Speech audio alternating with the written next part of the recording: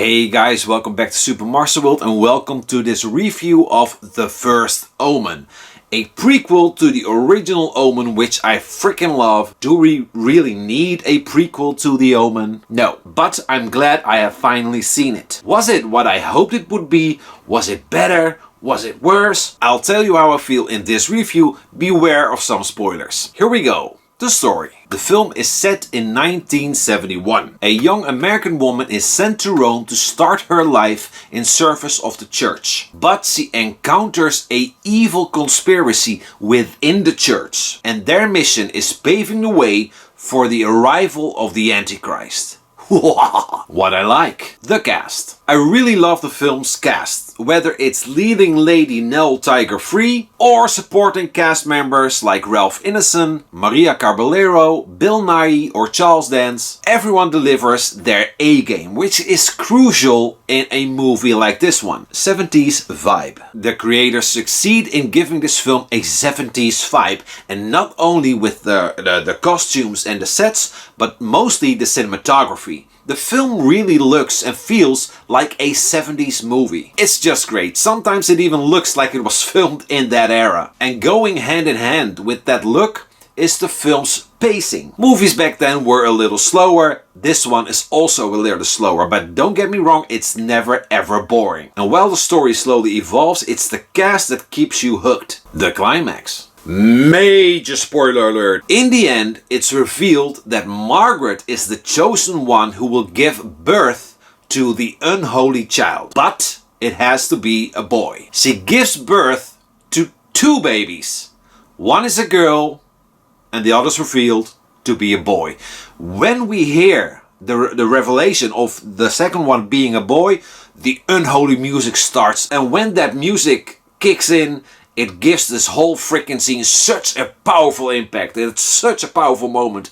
I love it. The servants of evil, if you will, take the baby and leave the mother and the baby girl to die in a freaking fire. They really are evil, aren't they? But the mother survives and she takes the girl with her. That's an okay twist, but since the mother nor the child are ever seen or heard from in any of the Omen sequels, I'd say just kill them off. They should have killed them off. That would have contributed to this feeling of dread. Like we've lost, you know, mankind has lost. The evil is here. Mixed feelings. Glimpses of evil. Now the film gives us some creepy images, which are short and very effective if you ask me. Most of these shots work really well. However, not all of them. I love the parts when something is hiding in the dark or they think they see someone. Those are all creepy images, but what's not for me is the parts where you see like the Antichrist's hand or claws, and I don't need to see that. That's too much for me. In the end, you can also see the monster in the fire. It's short and covered with flames, but still, I think it's better if you just leave it open. Don't show it at all. What you don't see is usually scarier than what you do see. The original Omen is one of the best films in its genre, and it doesn't have a single shot of a devil or a monster or some kind of weird special effect. Nothing. What I don't like, it's all for you. Now this film reuses the most famous kill in the entire franchise. I'm talking about the sacrificial death of a person hanging herself and knocking a window out as he does so. And this film does the same. However, the nun who's about to sacrifice herself, before she jumps, lights herself on fire. Like it wasn't terrible enough, just up it a little bit more. Put it on fire and then jump. Break your neck, knock the glass out. Whoa! And because she set herself on fire, we get this awesome scene with that character a little later on in the movie, which might be just my favorite part in the film. But honestly, reusing that kill, it's not for me. Couldn't they have done like something equally shocking, something new, something different? Most magical moment. Now this is the scene I was talking about.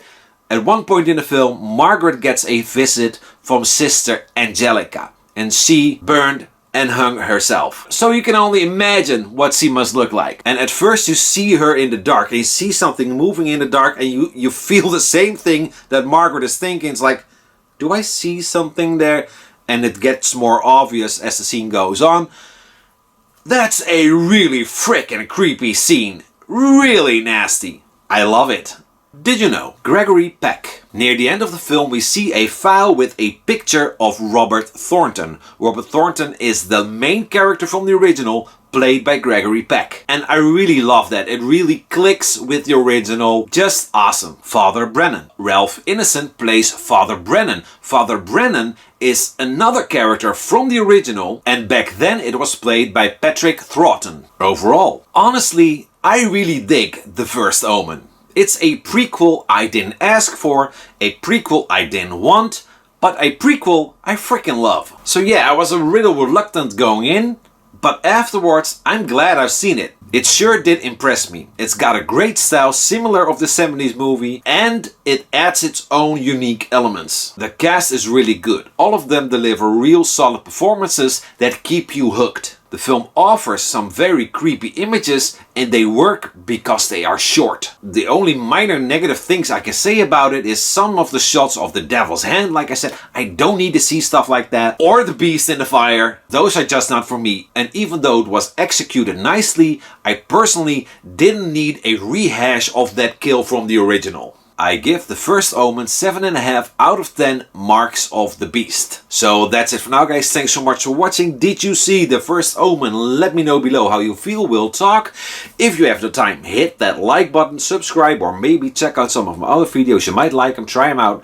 And of course, as always, I hope to see you back next time. Bye.